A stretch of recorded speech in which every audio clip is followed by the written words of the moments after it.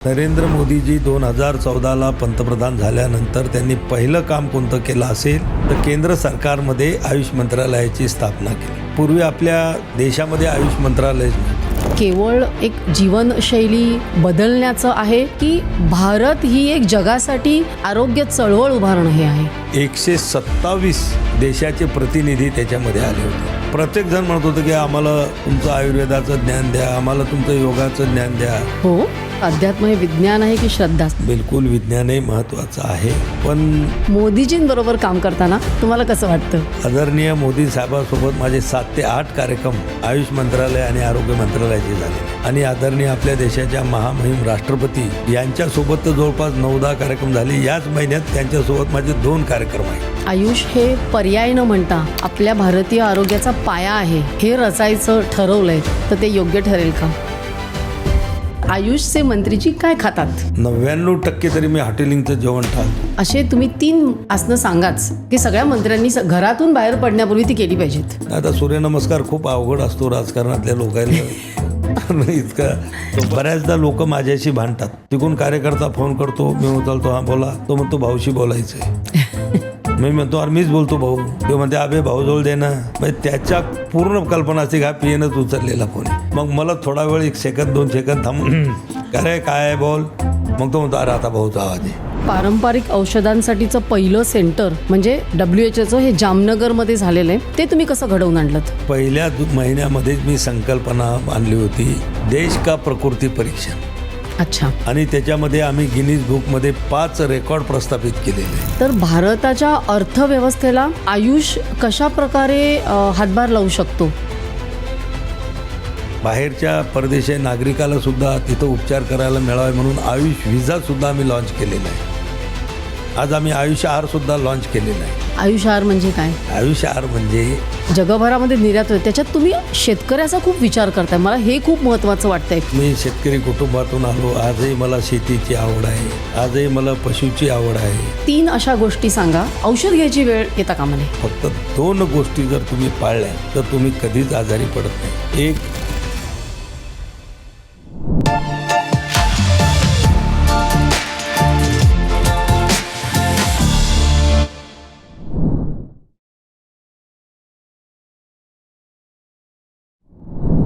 आज सर्व काहीची सगळी टीम स्टुडिओ सोडून बाहेर पडली आहे आणि आम्ही आलो आहोत अशा एखाद्या प्रसिद्ध ठिकाणी. 57,000 वर्षापूर्वी उल्कापात होऊन बनलेलं सरोवर लोणार इथे. आणि त्याचं प्रयोजन असं आहे, इथे खूप मोठा योग महोत्सव होतो आहे आणि त्यानिमित्ताने चर्चा करायला आपल्याशी आले आहेत केंद्रीय राज्यमंत्री आयुष मंत्रालय प्रतापरावजी जाधव. तर मग चला बघूया प्रतापरावजी आज आपल्याला काय सांगतायत ते. नमस्कार प्रतापरावजी. तुमचं सर्व काहीमध्ये खूप खूप स्वागत आहे. धन्यवाद. महाराष्ट्राच्या ग्रामीण भागातले एक शेतकरी आणि आज तुम्ही दिल्लीच्या आयुष मंत्रालयामधनं मंत्री म्हणून भारताच्या आरोग्याची दिशा ठरवत आहे. आयुर्वेद, योग आणि प्राचीन आपलं जे परंपरा आहे त्याच्यावरनं काय वाटतंय तुम्हाला? जर माझा प्रवास सांगायचा असेल राजकीय जीवनातला तर अगदी कॉलेज जीवनापासून मला थोडी राजकारणाची आवड होती. त्यानंतर जवळपास 86-87 पासून मी हिंदू हृदय सम्राट शिवसेना प्रमुख बाळासाहेब ठाकरे यांच्या विचारानं प्रभावित होऊन शिवसेना संघटनेमध्ये आम्ही कामाला सुरुवात केली. आणि शिवसेना त्यावेळेस एक हिंदुत्ववादी संघटना होती, मराठी माणसाचं काम करणारी संघटना होती. पण 1990ला तिचं राजकीय पक्षामध्ये बाळासाहेबांच्याच मार्गदर्शनाखाली झालं आणि पहिली निवडणूक शिवसेनेनं स्वतःच्या सिम्बॉलवर म्हणजे धनुष्यबाण निशाणीवर 90ला लढली. आणि त्याचा मी साक्षीदार आहे की त्या 90च्या निवडणुकीमध्ये मेहकर विधानसभेतून शिवसेनेचा उमेदवार म्हणून मी होतो. आणि तेव्हापासून मी जवळपास 4 विधानसभेच्या निवडणुका लढल्यात. मध्यंतरी एक जिल्हा परिषदेची बी निवडणूक शिवसेनाच्याच धनुष्यबाण निशाणीवर लढली आणि त्याच्यानंतर 4 लोकसभेच्या निवडणुका.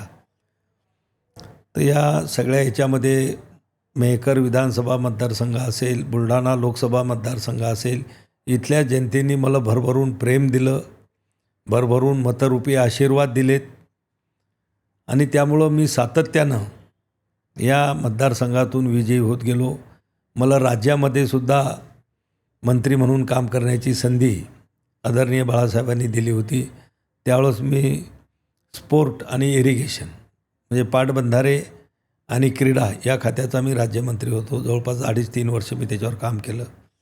केंद्रामध्ये गेल्यानंतरही आमचे मुख्य नेते आदरणीय एकनाथराव शिंदे साहेबांनी मला तिथं मंत्री बनण्याची संधी दिली आणि आदरणीय पंतप्रधान आपले नरेंद्र मोदी साहेबांनी आरोग्य आणि आयुष यासारखी अगदी समाजातल्या शेवटच्या घटकाची सेवा करणारं असं डिपार्टमेंट ज्याला म्हणून विभाग, तो मला आरोग्य विभागाचा मंत्री आणि आयुष मंत्रालयाचा मंत्री म्हणून माझ्याकडे कारभार दिला आणि मागच्या जवळपास 2.5 वर्षामध्ये अतिशय चांगल्या प्रकारचं काम मोदीजींची जी इच्छा होती किंवा त्यांचं जे आयुष विशेष करून या मंत्रालयावर विशेष प्रेम आहे त्याचा प्रचार आणि प्रसार करण्याचं कामसुद्धा मी अतिशय चांगल्या पद्धतीनं करण्याचा प्रयत्न केला.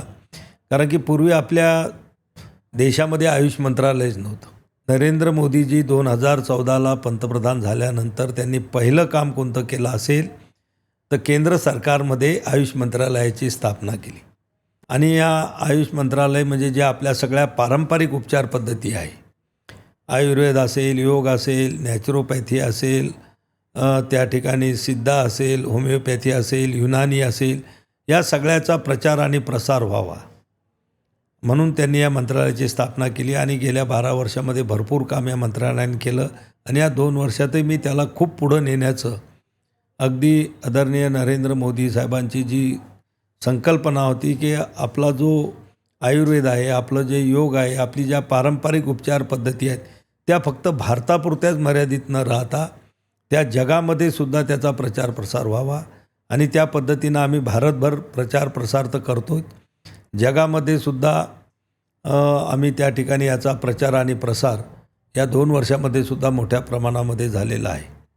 त्यामुळं आता हे सगळे काम आम्ही त्या ठिकाणी आयुष मंत्रालयाच्या माध्यमातून आम्ही करतो.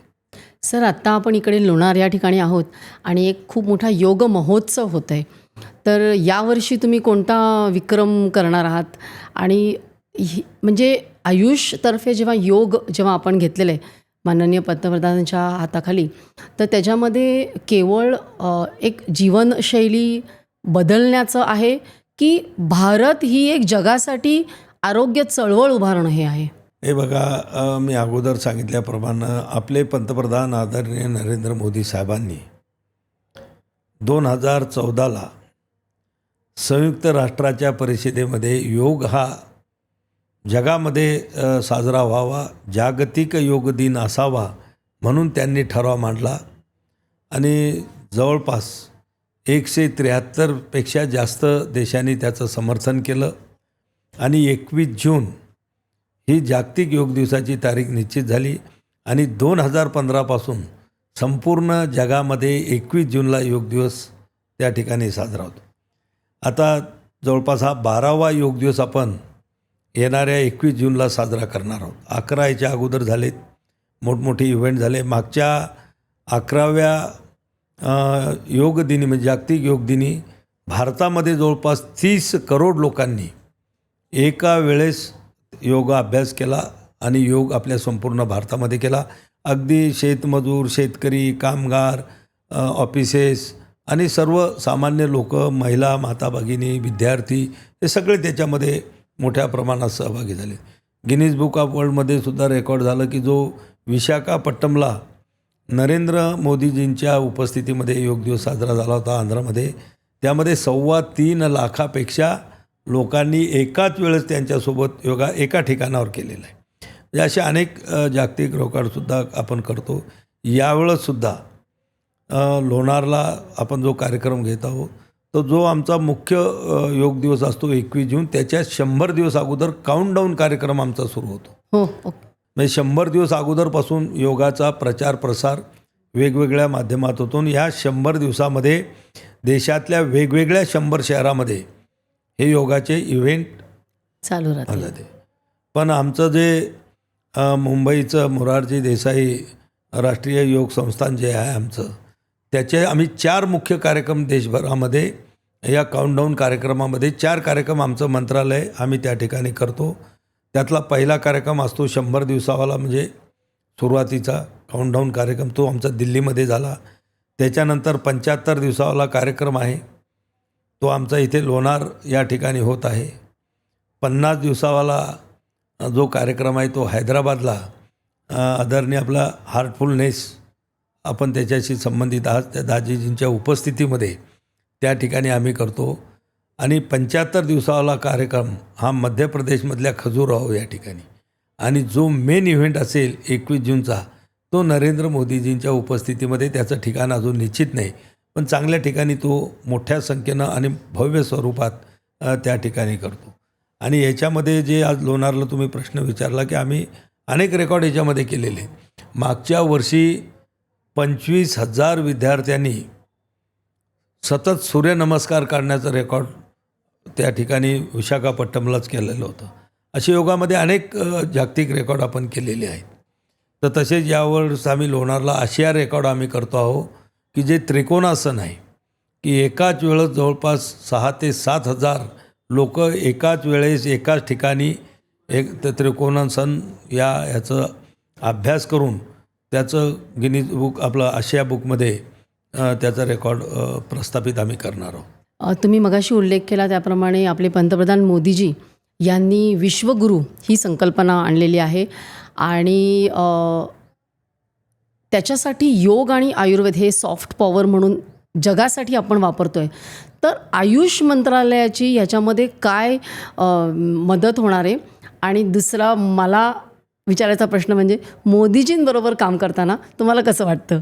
खरं म्हणजे मी स्वतःला अतिशय भाग्यवान समजतो की आज केवळ भारत देशाचे ते लोकप्रिय पंतप्रधान नाही तर जगातला सगळ्यात लोकप्रिय नेता म्हणून संपूर्ण जगानं त्याला मान्यता दिलेली आहे. विश्वगुरू म्हणूनसुद्धा नरेंद्र मोदीजींची तुलना त्या ठिकाणी जागतिक स्तरावर केल्या जाते.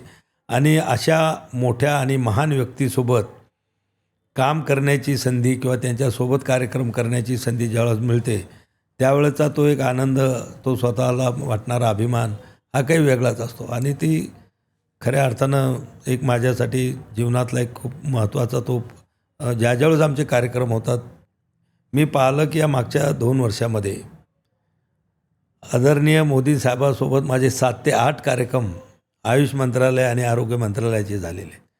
आणि आदरणीय आपल्या देशाच्या महामहिम राष्ट्रपती यांच्यासोबत तर जवळपास 9-10 कार्यक्रम झाले. याच महिन्यात त्यांच्यासोबत माझे 2 कार्यक्रम आहेत.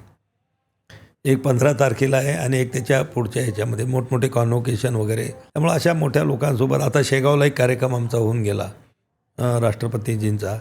ते कार्यक्रम करताना खरोखर एक चांगला आनंद, समाधान, एक जीवनाचं ज्याला आपण साफल्य म्हणतो पूर्तता ते झाल्यासारखं त्या ठिकाणी वाटते. मी जे 2 वर्षात जी कामगिरी केली मला असं वाटतं सगळ्यात महत्त्वाचं म्हणजे WHO एक समिट झाली 115 देशांची आणि त्याचबरोबर पारंपरिक औषधांसाठीचं पहिलं सेंटर म्हणजे WHOचं हे जामनगरमध्ये झालेलं आहे ग्लोबल सेंटर.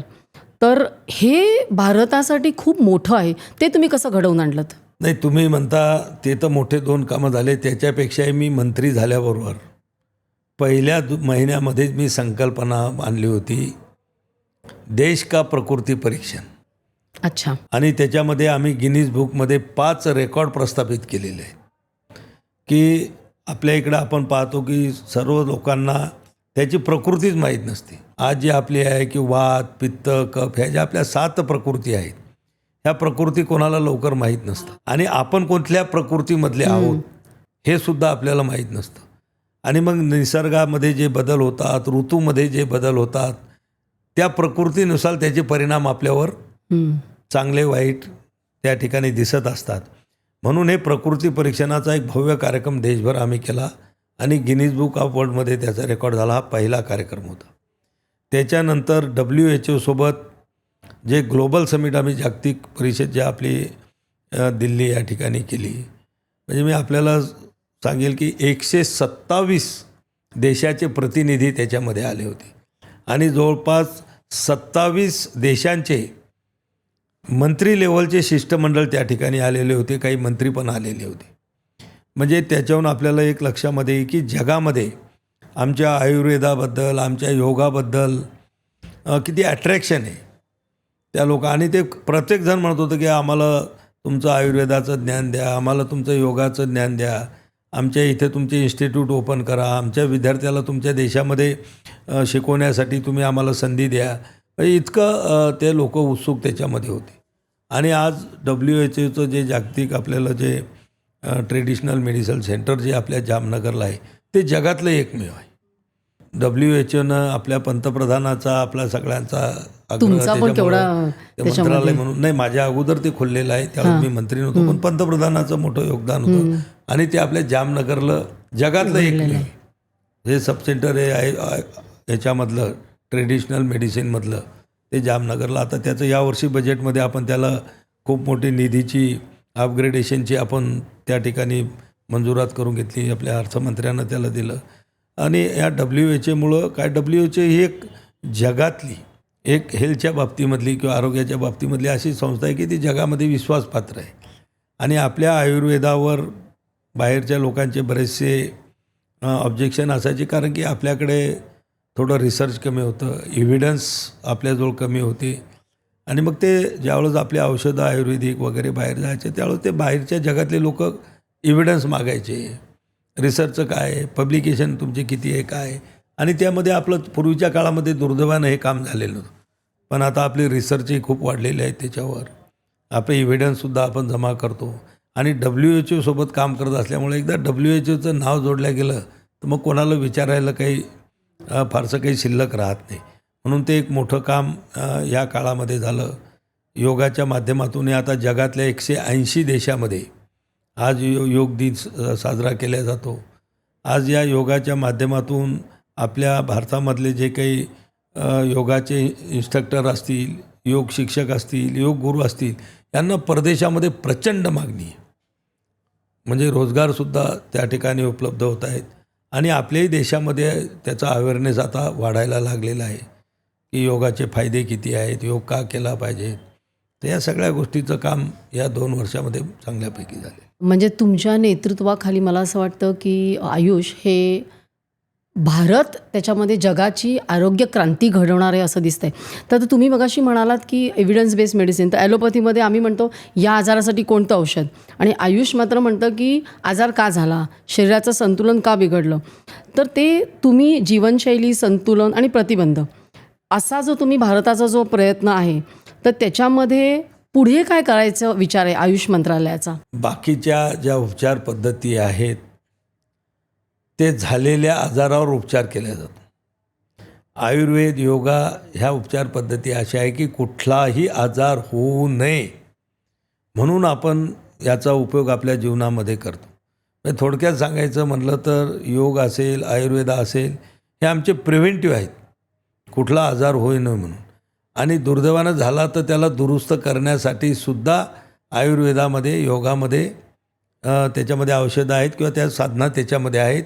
म्हणजे प्रिव्हेंटिव्ह पण आमचं आहे आणि क्युरेटिव्ह पण त्या ठिकाणी आहे. आणि याचाच प्रचार प्रसार व्हावा, सगळं जग स्वस्थ राहावं म्हणून नरेंद्र मोदीजींनी हा जगभर याच्या प्रचार प्रसाराची जबाबदारी आमच्या मंत्रालयावर त्यांनी दिलेली आहे. ते काम आम्ही या ठिकाणी करतो. आता आपल्या भारतामध्ये एवढी प्रायमरी हेल्थ सेंटर्स आहेत आणि तर आधुनिक वैद्यकशास्त्र म्हणजे ज्याला आम्ही ॲलोपॅथी म्हणतो आणि आयुष पद्धती यांचा समन्वय आपण कसा साधायचा ठरवलं आहे. आपले पंतप्रधान असतील, आमचं मंत्रालय असेल की आमचा प्रयत्न हा असतो की प्रत्येक व्यक्तीला किंवा प्रत्येक हॉस्पिटलमध्ये ह्या ज्या उपचार पद्धती आहेत, आधुनिक उपचार पद्धती आणि ट्रेडिशनल उपचार पद्धती याचं इंटिग्रेशन झालं पाहिजे. एकत्रपणाने ह्या राबवल्या गेल्या पाहिजेत आणि आम्ही ते सुरू केलेलं आहे. आज जवळपास देशभरामध्ये 12,500 आयुषचे आयुष्यमान आरोग्य मंदिर आहेत की त्या ठिकाणी सगळे आमचे आयुषचे डॉक्टर बसतात. आयुषच्याच औषधी तिथे दिल्या जातात, आयुषच्या पद्धतीनं उपचार होतात. त्यानंतर आमच्या ज्या PSC आहेत, CSC आहेत, डिस्ट्रिक्ट हॉस्पिटल आहेत याच्यामध्ये सुद्धा आम्ही आयुष विभाग सुरू केलेला आहे. तिथेसुद्धा आमचे आधुनिक म्हणजे ॲलोपॅथीसोबत आमचे आयुषचे डॉक्टर लोकंसुद्धा तिथं बसलेले असतात. एवढंच नाही तर आपले जे ग्लोबल स्टँडर्डचे एम्स आहेत तर या सगळ्या एम्समध्ये सुद्धा आपण आयुष विभाग, एम्समध्ये पण आहे पूर्ण आयुष विभाग त्या ठिकाणी उघडलेले आहेत. त्याच्यानंतर आमचे 12 राष्ट्रीय संस्थान आहेत देशभरामध्ये की जे आयुषची सेवा लोकांना देतात आणि तिथला फुटफॉल खूप मोठा आहे. म्हणजे अगदी आमच्या अनेक याच्यामध्ये राष्ट्रीय संस्थांमध्ये रोजच्या OPD ह्या 2,000पासून 3-3 हजारापर्यंतच्या OPD त्या ठिकाणी असतात. आणि ह्या सगळ्या गोष्टी आता वाढत चाललेल्या आहेत. लोकांचा अवेअरनेस वाढायला लागलेला आहे. आणि कोरोनाच्या काळामध्ये एक लोकाला जो आयुर्वेदाचा अनुभव आला की त्यावेळेस दुसरं ॲलोपॅथीमध्ये कुठले औषधं किंवा हे काही नव्हतं. त्यावेळेस सर्व लोकांनी घरोघरी आयुर्वेदिक उपचार केले, काढे घेतले, होमिओपॅथी तेच ना, आयुर्वेदिक असेल, होमिओपॅथी असेल, युनानी असेल, म्हणजे पारंपरिक उपचार पद्धतीचा मोठ्या प्रमाणामध्ये लोकांनी कोरोनावर मात मिळवण्यासाठी उपयोग केला आणि त्याच्यामध्ये यशही चांगल्या प्रकारे मिळालं. तेव्हापासून याच्यावरचा विश्वास लोकांचा वाढत चाललेला आहे.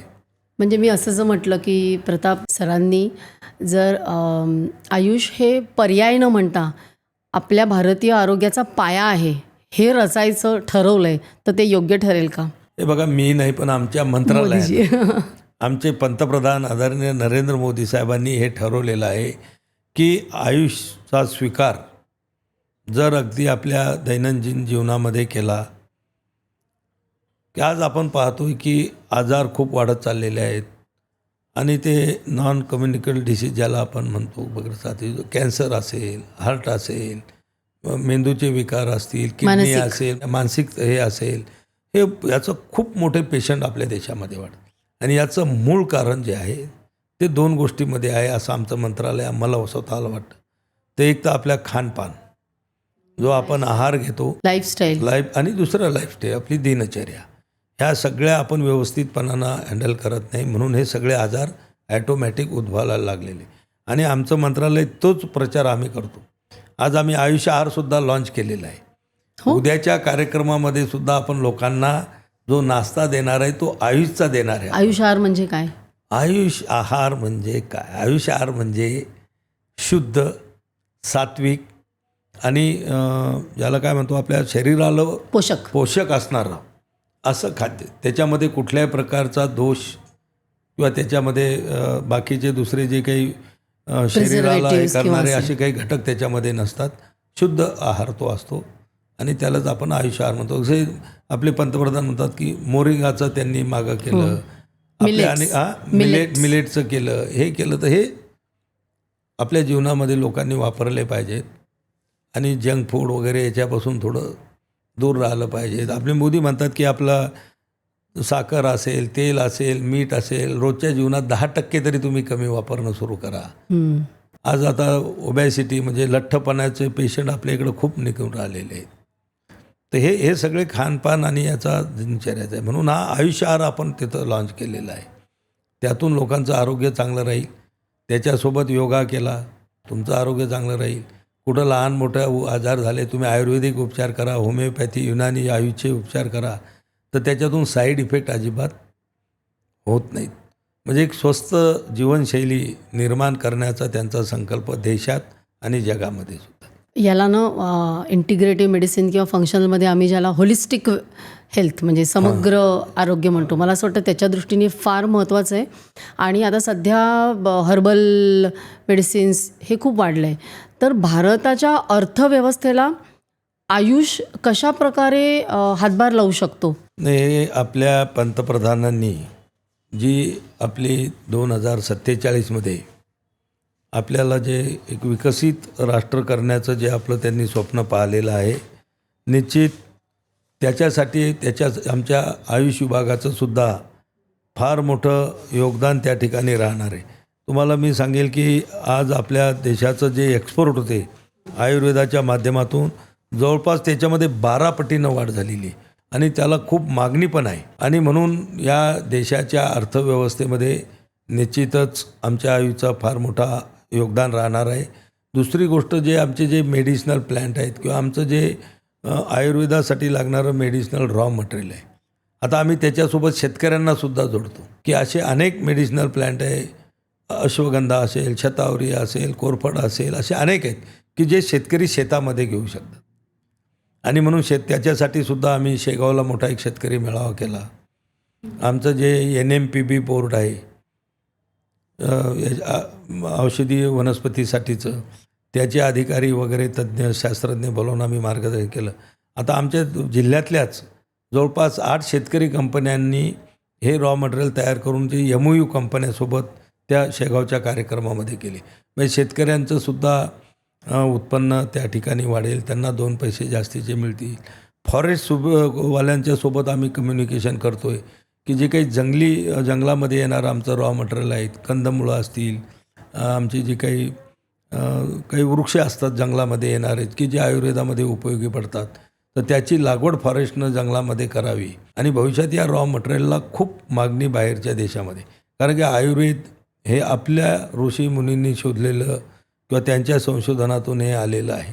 त्यामुळं जगाचा आयुर्वेदाच्या बाबतीमध्ये जो विश्वास आहे तो आमच्या भारत देशावरती जास्त आहे.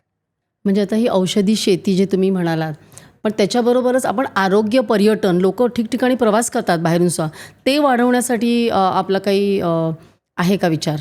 बिलकुल, त्यासाठी सुद्धा आम्ही करतो की आज तुम्ही पाहत असाल की अनेक जे आपले प्रेक्षणीय स्थळं आहेत त्या ठिकाणी अनेक वेलनेस सेंटर उभे राहत आहेत.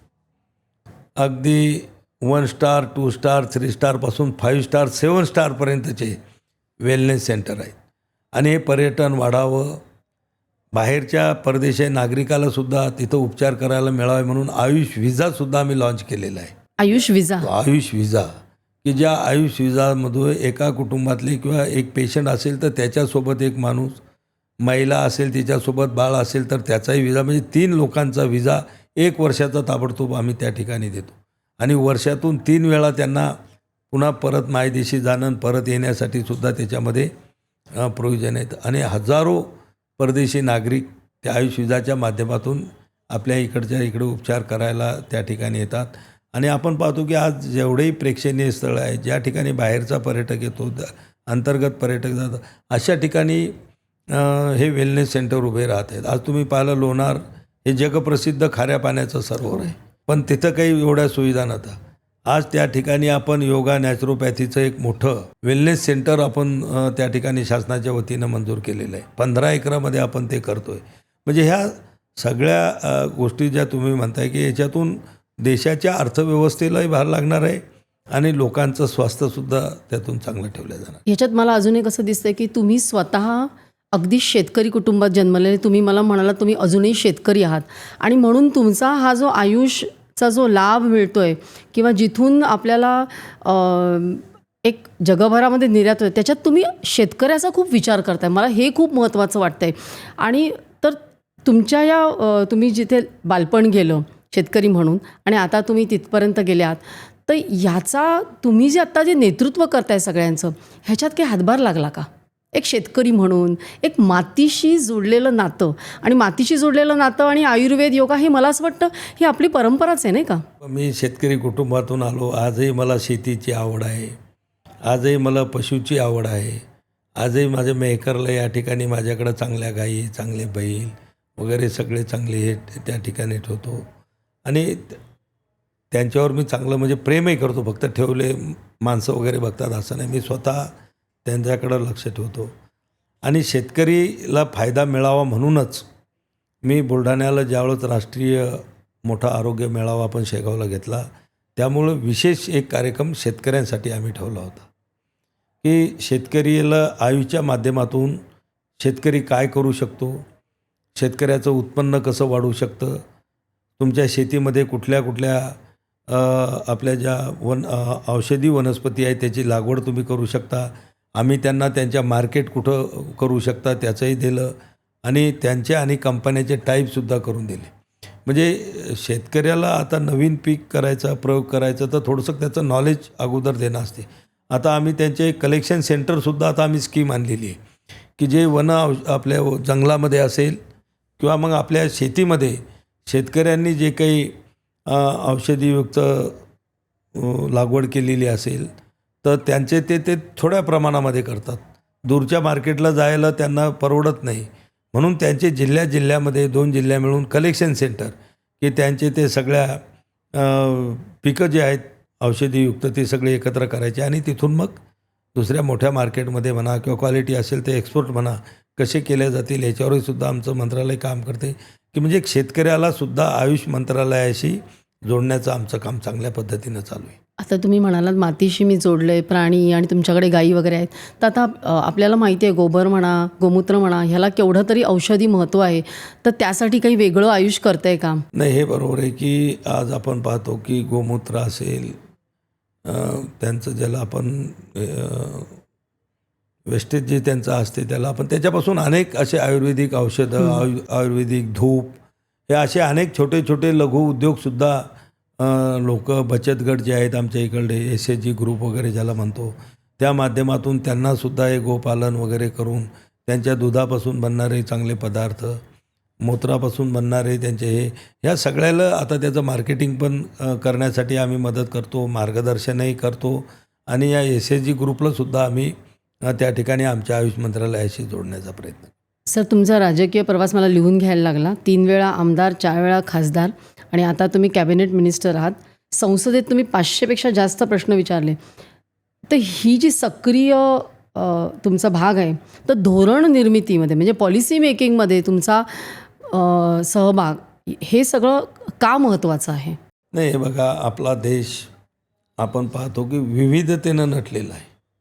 आपल्या इकडं भौगोलिक स्थित्या वेगवेगळ्या ठिकाणी वेगवेगळ्या आहेत आणि म्हणूनच या ठिकाणी आपल्या लोकशाहीमध्ये प्रत्येक भागातून जे काही लोकप्रतिनिधी निवडून जात असतात त्यांनी तिथं, आता मला पूर्ण देशाचा जरी तेवढा डिटेल अभ्यास नसला तरी महाराष्ट्राचा म्हणा, विशेष करून मराठवाडा, विदर्भ या भागाचा त्यात मी रहिवासी असल्यामुळं इथल्या लोकांचे प्रश्न काय आणि लोकप्रतिनिधीचं कामच असतं की तो जनतेचा प्रतिनिधी म्हणून तिथे बसलेला असतो.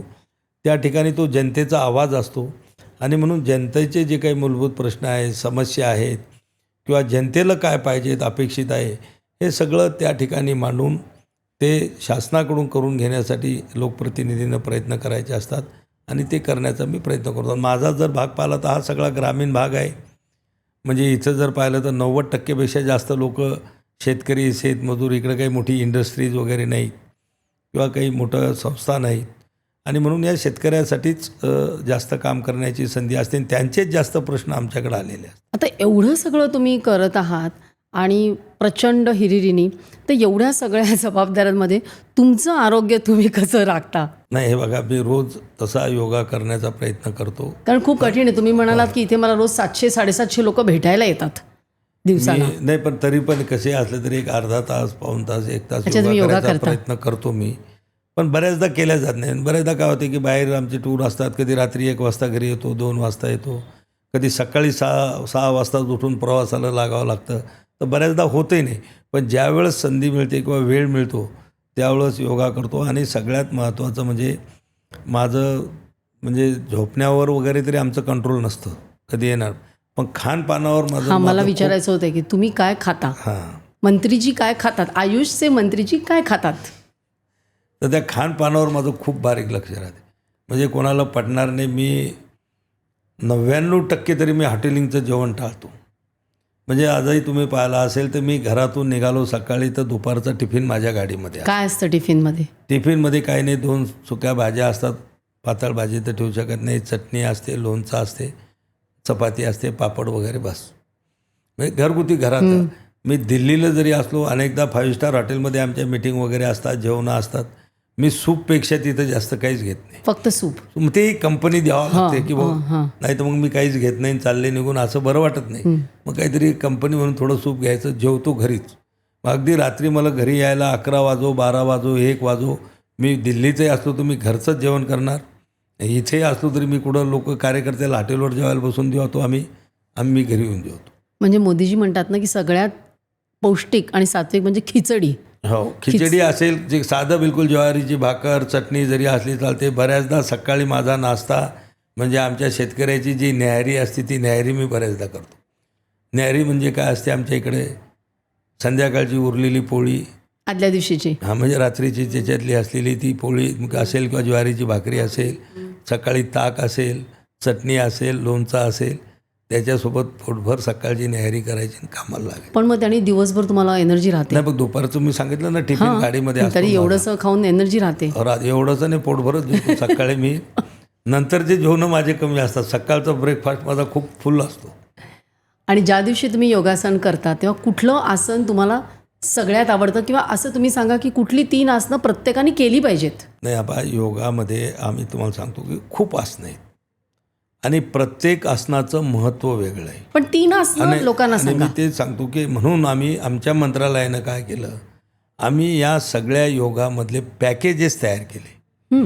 पॅकेजेस म्हणजे असे आहेत की तुम्हाला समजा शांतीसाठी पाहिजे, मन शांती नाही, मन अस्वस्थ राहते, तर त्याच्यासाठी कोणता योगा करायचा, एक त्याचा प्रोटोकॉल तयार केला. कोणाला कॅन्सर आहे त्याने कोणते करायचे, कोणाला हार्टचा त्रास आहे त्यांनी कोणतं योग आसनं करायचे, कोणाला किडनीचा त्रास असेल, कोणाला BP असेल त्यांनी कोणते आसनं करायचे, शुगर असेल, डायबिटीज त्यांनी कोणते आसनं करायचे. इव्हन आमच्या वयोवृद्ध लोकांसाठी सुद्धा आम्ही पॅकेज केलं की त्यांनी कोणते आसनं केले पाहिजेत. लहान मुलांसाठी सुद्धा आम्ही आसनाचं पॅकेज केलेलं आहे. अगदी महिलांसाठी सुद्धा आहेत. अगदी आमच्या गरोदर माता असतील तर त्यासुद्धा कोणते आसनं करू शकतात.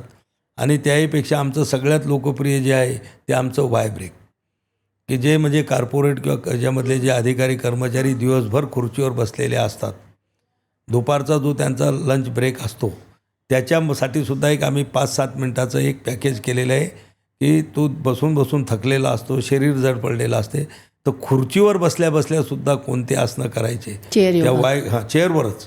त्याला काही मॅट वगैरे टाकून करायची गरज नाही. महिला असेल, पुरुष असेल, हे 5 मिनटात ते सगळं श्रमपरिहार करू शकतात.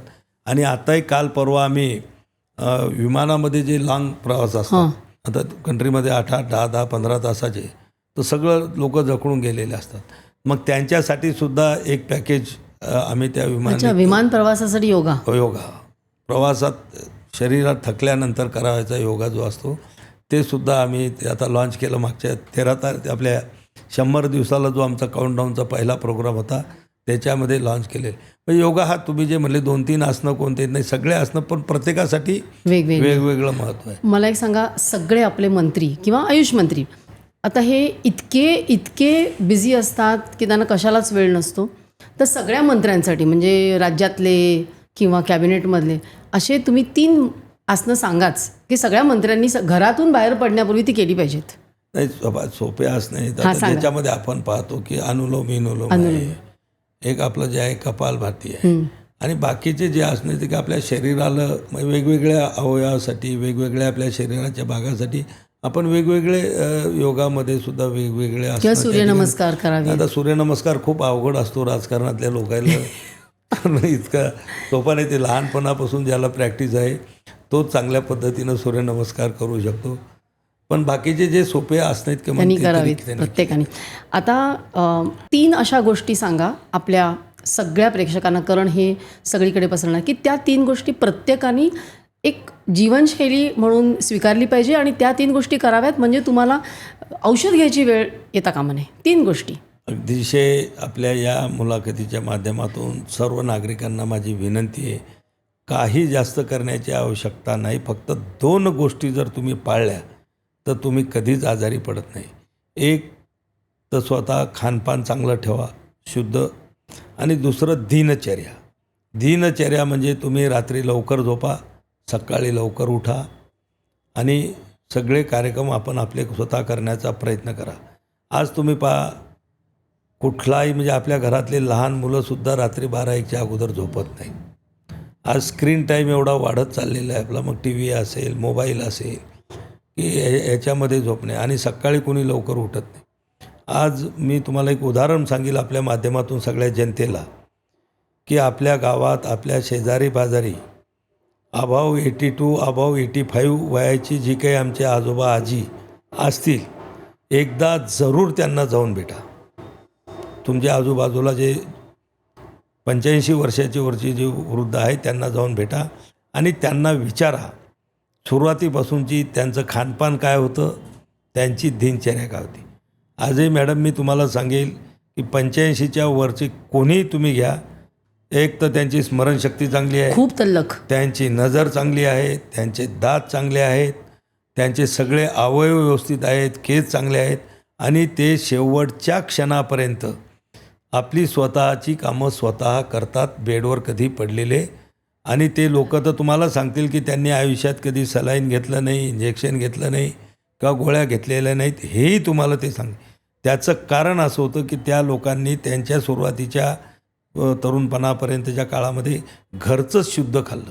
घरचं दूध, तूप, घरच्या शेतातली ज्वारी आणि त्यावेळेस एवढा खताचा आणि विषारी औषधाचा प्रयोग शेतीमध्ये केला जात नव्हता 40 वर्षाच्या अगोदर. म्हणजे सर्व शुद्ध त्यांना खायला मिळायचं आणि ती लोकं मेहनत करायची. अगदी त्या काळातली आमची महिला असेल तर घर सारवण्यापासून, विहिरीतलं पाणी काढण्यापासून, कपडे धुण्यापासून, शेतीच्या कामापर्यंत सगळे कामं आमच्या महिला करायच्या. त्यावेळेस काही घरकामाला बाया त्या काळात नव्हत्या आणि असे फरशाचे घरंसुद्धा त्यावेळेस नव्हते. सारवायला लागायचे. भिंती मातीच्याच असाय. म्हणजे त्यांनी चांगलं खाल्लं, चांगली मेहनत केली आणि तुम्ही पहा की ग्रामीण भागामध्ये 9 वाजता अख्खं गाव झोपलेलं सापडायचं. 9च्या अगोदर जेवणं करून लोक झोपायची आणि सकाळी 4 वाजता गाव जागी झालेलं असायचं. मग त्या लोकांची ती दिनचर्या, ते खानपानमुळं आज ते 95, 90, 95 वयामध्ये सुद्धा स्ट्रॉंग आहेत किंवा सगळे अवयव त्यांचे शाबूत आहेत. आज जर तुम्ही 80च्या मागं जर आलात तर 80 वर्षाच्या माणसाला जर 2 टॅबलेट सुरू असतील तर 70वाल्याला 3 चालू आहेत. 60वाला असेल तर त्याला 4 टॅबलेट दिवसातून घ्यावं लागतात. अगदी तुम्ही पहा जसे जसे आजार वाढत चाललेले आहेत त्याच्यात 2 जे मुख्य कारणं आहेत ते खानपान आणि दिनचर्या. याच्यावर लोकांनी कंट्रोल करावं आणि आपलं स्वास्थ्य चांगलं ठेवावं असं सगळ्यांना आजच्या कार्यक्रमाच्या निमित्तानं मी आव्हान करतो. थँक्यू. आता मी शेवटचा एक रॅपिड फायर आहे, लास्ट सेगमेंट. आयुष ही उपचार पद्धती आहे का जीवन पद्धती? खरं म्हणजे आयुष ही खऱ्या अर्थानं आमची जीवन पद्धती आहे. त्याचं कारण असं आहे की जर आयुषला आपल्या जीवनाचा भाग जर आपण बनवलं तर आपल्याला कुठलाही आजार होणार नाही. आयुषमधला योगा असेल, आयुर्वेदा असेल किंवा मग एखाद्या वेळेस लहान मोठे जे आजार होतात त्याच्यासाठी आपण घरगुती उपाय, मग ते होमिओपॅथीचे औषधं असतील, युनानी असेल किंवा आयुर्वेदाचे सुद्धा असतील, की याचाच वापर आपण जास्तीत जास्त करून आपण त्याला कंट्रोलमध्ये करू शकतो. आणि जीवनपद्धती आहे याच्यासाठी म्हटलं की आयुष हे कुठलाही आजार होऊ नये म्हणून आयुष आपण स्वीकारलं पाहिजे आणि म्हणून ती जीवनाचा एक भाग तो बनला पाहिजे. आणि म्हणून तुम्ही पाहिला असेल आता यावेळेचा जो आपण योगाचा इव्हेंट करतो तो योग 365, म्हणजे योग हा एक दिवसाचा इव्हेंट नाही, हा 365 दिवस तुम्ही केला पाहिजे. त्याच्यावरच पुढचं योग हा व्यायाम आहे की परिवर्तन? योग हा व्यायाम म्हटलं तरी आहे, परिवर्तन म्हटलं तरी आहे. सर्व समाज काही तुम्हाला मनशांती लागत असेल ती योगामध्ये आहे, शरीर स्वास्थ्य लागत असेल ते तुम्ही योगामुळं कंट्रोल करू शकता. लॉंग लाईफ जगण्याचं तंत्र मंत्र त्या योगामध्ये आहे. योग हा सर्वसमावेशक असा आहे आणि सर्वांसाठी आहे. आयुर्वेद परंपरा आहे की आता भविष्य होणार आहे? आयुर्वेद हे आपलं पारंपरिक उपचार पद्धती आहेच, पण खऱ्या अर्थानं भविष्यामध्ये आयुर्वेदाला अतिशय चांगले दिवस त्या ठिकाणी येत आहेत, आजही आलेले आहेत आणि भविष्य आयुर्वेदाचं खूप चांगलं आहे. की आज ज्यावेळेस आम्ही त्या WHO ग्लोबल समिटमध्ये जे 127 देशाचा सहभाग आणि त्या लोकांचं आयुर्वेदाबद्दल असलेलं अट्रॅक्शन ज्यावेळेस पाहिलं तर आता जगसुद्धा मान्य करायला लागलेलं आहे की आयुर्वेदामध्ये आजार होऊ नये हा तर प्रक्रिया आहेत, पण आजारावरचे जे उपचार आहेत त्याच्यात साईड इफेक्ट कुठले नाही आहेत. अनेकदा आपण पाहतो की एखादा आजार घेऊन आपण एखाद्या हॉस्पिटलमध्ये ॲडमिट होतो, नुकता उपचार करून तो आजार दुरुस्त होतो, पण दुसरा आजार घेऊन आपण घरी आलेला असतो. पण त्यामुळं आता आयुर्वेदा हा एक चांगली उपचार पद्धती आहे, याच्यावर लोकांचा विश्वास बसलेला आहे, त्यामुळं लोक त्याला स्वीकारत आहेत. जेव्हा तुम्ही आरोग्य म्हणता तेव्हा ते फक्त शारीरिक, मानसिक आहे की त्याच्यामध्ये जसं WHO ने आता म्हटलं आहे की आध्यात्मिकसुद्धा आहे, फिजिकल, मेंटल, इमोशनल आणि स्पिरिच्युअल? बिलकुल. आयुर्वेदामध्ये, योगामध्ये ह्या तिन्ही गोष्टी आहेत. अध्यात्म आहे. आपण पाहतो की योगाची सुरुवात ओमपासून सुरू होते त्या ठिकाणी. त्याच्यामध्ये सर्वे भवन्तु सुखिनः हे जे आहेत आमचे सगळे ग्रंथामधले जे श्लोक आहेत याचा वापर त्याच्यामध्ये होतो. आयुर्वेदसुद्धा आमचं मॅक्झिमम संस्कृतमधूनच त्या ठिकाणी पुढं आलेलं आहे. संस्कृतचा वापर, अध्यात्माचा वापर आणि खरं म्हणजे यांचा जे शोध लावला, यांचं जे संशोधन केलेले ते आमचे अध्यात्मामध्ये असणारे आमचे जे ऋषीमुनी होते हे त्या लोकांचं संशोधन आहे.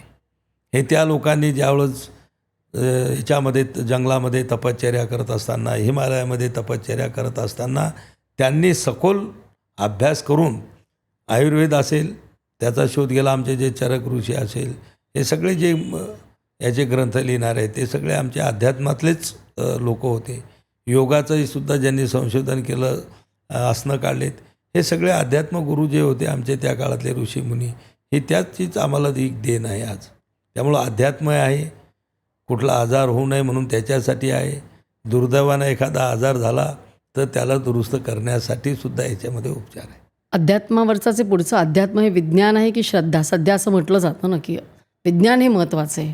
बिलकुल विज्ञानही महत्त्वाचं आहे, पण जर आपण असं पाहिलं तर विज्ञानामध्ये अनेक गोष्टी अशा आहेत की त्यांनी अध्यात्माचं वाचन करून अध्यात्माच्या आधारावर वैज्ञानिक प्रयोग त्यांनी केलेले आहेत, ज्याला आपण म्हणू एव्हिडन्स रिसर्च.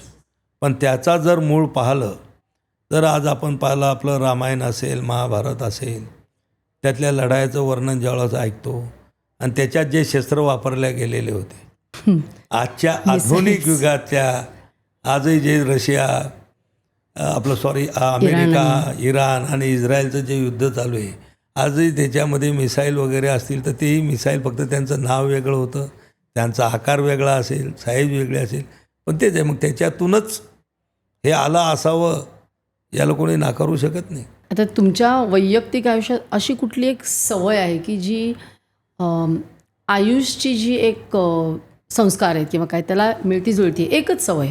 मी सांगितलं ना की आयुषचा आहारावर सुद्धा हे असते, म्हणून मी सांगतो की माझी सगळ्यात की माझ्या बाकीच्या गोष्टी तरी आमच्या या धावपळीमध्ये आमच्याकडून केल्या जात नाही, पण खानपानावर मात्र आम्ही कंट्रोल करू शकतो, शुद्ध खाणं खाण्याचा प्रयत्न करू शकतो, तेवढं मात्र मी काळजीपूर्वक करायचा प्रयत्न करतो. तुम्ही एवढे व्यस्त आहात, एवढी लाखो लोक तुम्हाला भेटायला येतात आणि प्रत्येकाचं काहीतरी मला हे पाहिजे ते पाहिजे असतं आणि इतकं सगळं कामामध्ये आणि तुम्ही स्वतः आयुषचे मंत्री आहात. जेव्हा आपण मानसिक शांतीबद्दल बोलतो, तुम्हाला येतो का राग कधी किंवा चिडचिड होते आणि ती तुम्ही कशी सांभाळता? राजकारणामध्ये ज्यावेळेस आलो त्यावेळेस जे काही आमचे वरिष्ठ राजकारणीकडून मी ऐकलेलं होतं की राजकीय आयुष्यामध्ये किंवा लोकप्रतिनिधी म्हणून काम करत असताना त्यांनी लोकांचं जास्त ऐकून घेतलं पाहिजे, स्वतः कमी बोललं पाहिजे.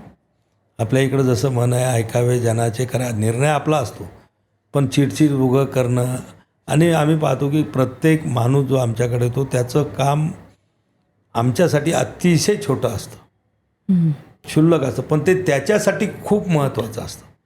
आणि तो एका अपेक्षेनं आपल्याकडं आलेला असतो की बा यांना सांगितल्यानंतर मला न्याय मिळेल, यांना सांगितल्यानंतर मला मदत होईल, यांना सांगितल्यानंतर माझं काम होऊन जाईल.